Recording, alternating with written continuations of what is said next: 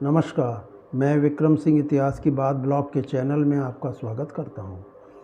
बाजीराव पेशवा का अब उद्देश्य मराठा साम्राज्य का उत्तर भारत में प्रसार करना था एवं मुगल शासकों की दुर्बलता तथा अयोग्यता का लाभ उठाना था।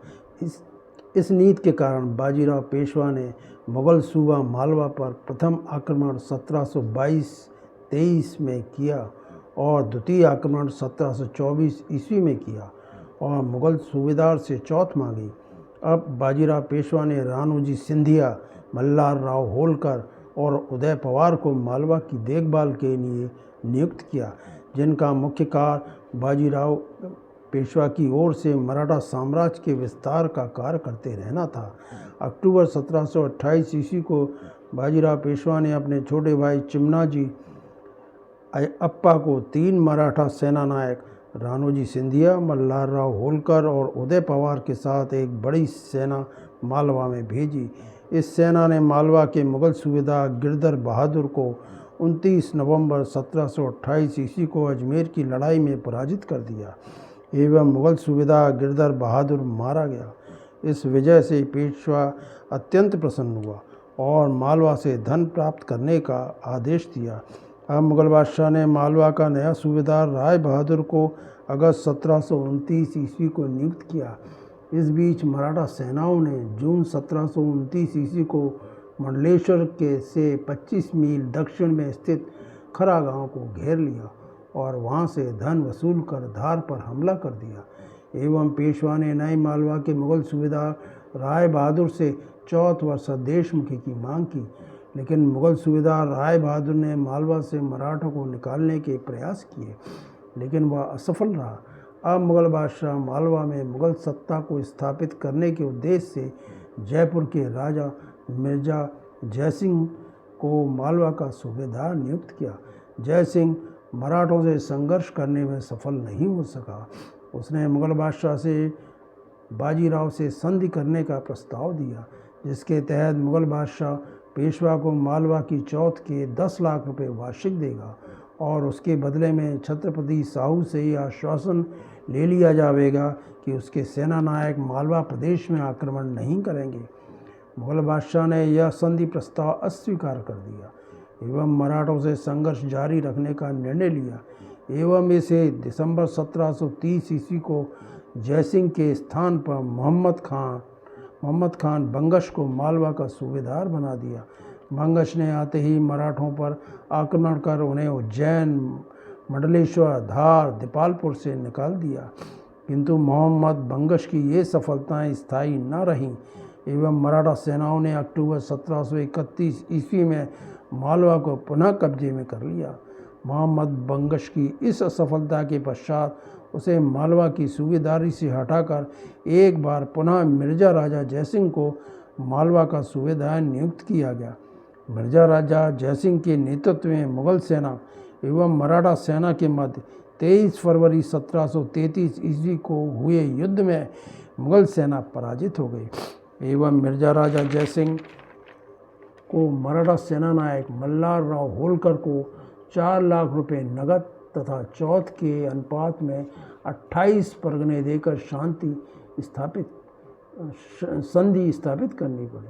मिर्जा राजा जयसिंह की इस पराजय के कारण मुगल बादशाह मोहम्मद शाह रंगीला ने अपने वजीर कमरुद्दीन खान एवं खान दौरान के अधीन 2 मुगल सेनाओं को मराठों के विरुद्ध भेजा।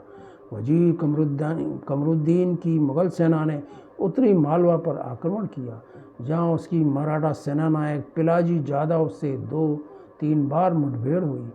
अब वजीर कमरुद्दीन की मुगल सेना, जिसमें कि राजपूत राजाओं का भी सहयोग था, रामपुरा पहुंची, जहां उसे मराठा सेना ने युद्ध में पराजित कर दिया।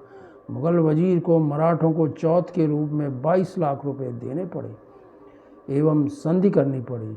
अब वास्तविकता यह थी कि मालवा मराठों के कब्जे में आ चुका था। बाजीराव पेशवा द्वारा सन 1723 ईस्वी में मुगल सूबा गुजरात पर मराठा सेना को आक्रमण प्रारंभ करने के आदेश दिए गए एवं 1727 ईस्वी में अपने छोटे भाई चिमनाजी को मुगल सूबा गुजरात पर आक्रमण करने के मराठा सेना भेजी एवं गुजरात के मुगल सूबेदार सर बुलंद खान से गुजरात के चौथ की मांग की। मुगल सूबेदार द्वारा यह मांग न माने जाने के कारण चिमनाजी ने दुराहा नगर को लूटा।